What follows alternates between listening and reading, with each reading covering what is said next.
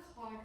We've eaten the fish and chips and the English salad, and the children have drank the English water. We've eaten very well this evening. We live in the suburbs of London, and our last name is Smith. Oh, the potatoes were very good, high in fat, and the salad bowl was not rancid. The salad bowl from the grocer at the corner is much better than the salad bowl than the grocer at the bottom of the street. But I will not tell them that. Mary did the potatoes very well.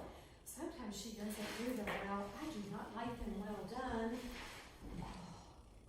The fish was fresh. It made my mouth water. I had 2 helpings, no 3.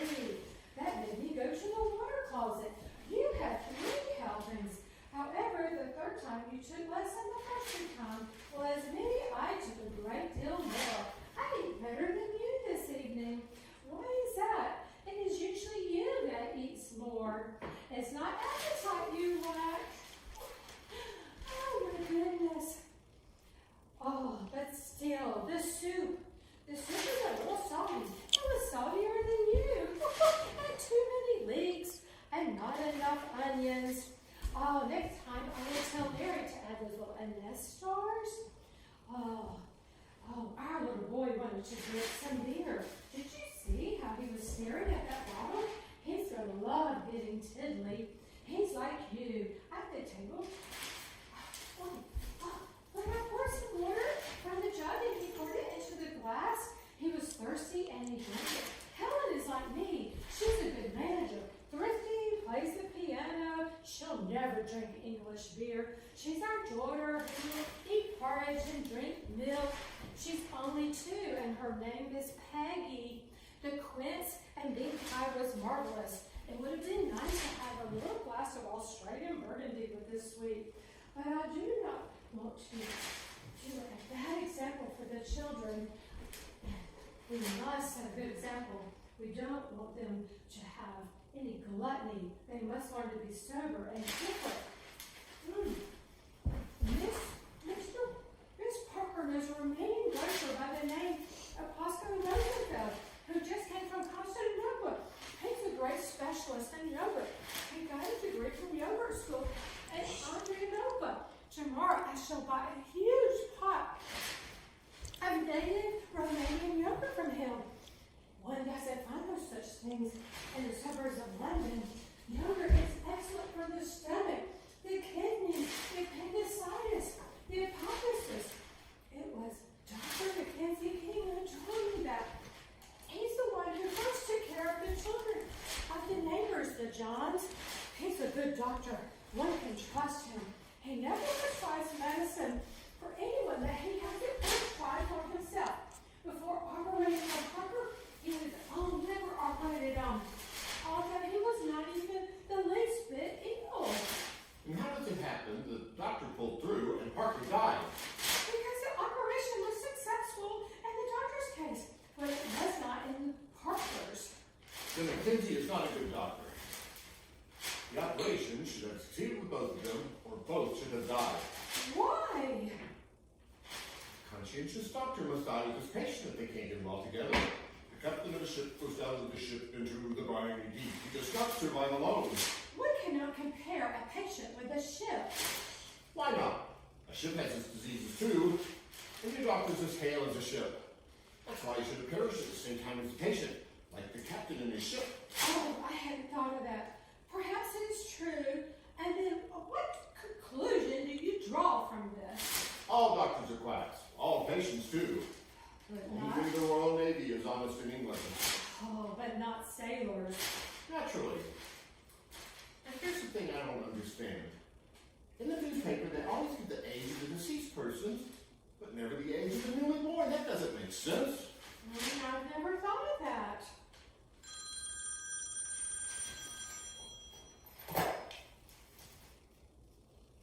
Well, it says here that Bobby Watson died. Oh, my God, the poor man. When did he die? Why do you pretend to be astonished? You know very well he's been dead these past 2 years. On the ritual's funeral a year and a half ago. Oh, yes, of course. I do remember. I remembered it right away, but I didn't understand understand why you yourself were so surprised to see it in the paper. What's in the paper?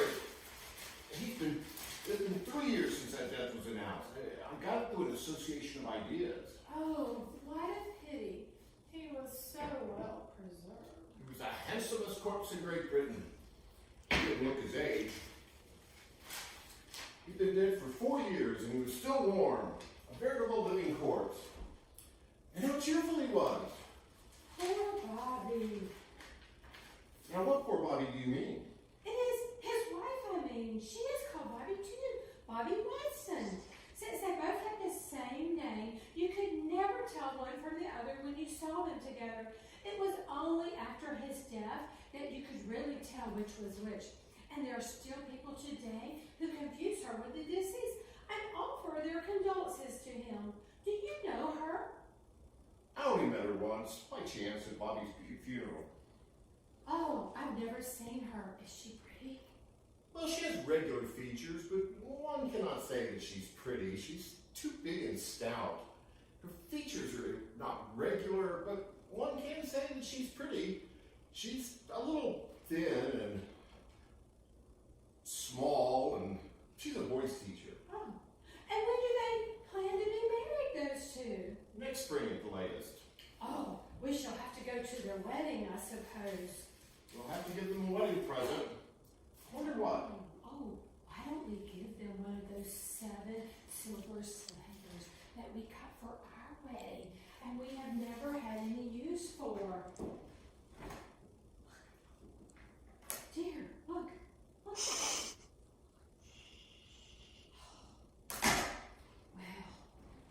how sad for her to be a widow so young. Fortunately, they had no children. Oh, that's all they needed, children. Poor woman. How could she have managed? She's still young. She may very well remarry. She looked very well in mourning. But who would take care of the children? You know very well they have a boy and a girl. What are their names? Well, Bobby and Bobby like their parents. Bobby Watson's uncle, old Bobby Watson, is a rich man and very fond of the boy. He might very well pay for Bobby's education. Well, that would be proper. And Bobby Watson's aunt, old Bobby Watson, might very well in turn pay for the education of Bobby Watson, Bobby Watson's daughter. That way, Bobby Watson's mother, could remarry. Has she anyone in mind? Yes, a cousin of Bobby Watson. Who? Bobby Watson? Why? Which Bobby Watson do you mean? What? Bobby Watson, the son of old Bobby Watson, the late Bobby Watson's older uncle. No, it's not that one. It's someone else. It's Bobby Watson, the son of old Bobby Watson, the late Bobby Watson's aunt. Oh, are you referring to Bobby Watson, the commercial traveler? All the Bobby Watsons are commercial travelers. Oh, what a difficult trade. However, they do it well. Yes, when there's no competition. And what is their competition? On Tuesdays and Thursdays and Tuesdays and... Oh, 3 days a week. And what does Bobby Watson do on those? He rests, he sleeps. Well, why doesn't he work those 3 days when there's no competition? I don't know everything. I can't answer all your idiotic questions. Are you trying to humiliate me? You know very well that I'm not. You men are all like, you smoke your cigarettes, you rouge your lips, you powder your face, you drink all day like a fish. What would you say if you saw men acting like women? Smoking all day, rouging, powdering, and drinking whiskey. Oh, that's nothing to me. But if you're only saying that to annoy me, I don't care for that kind of joking. You know that very well. Oh, my little ducky daddles, what a little spitfire you are. You know I was only joking.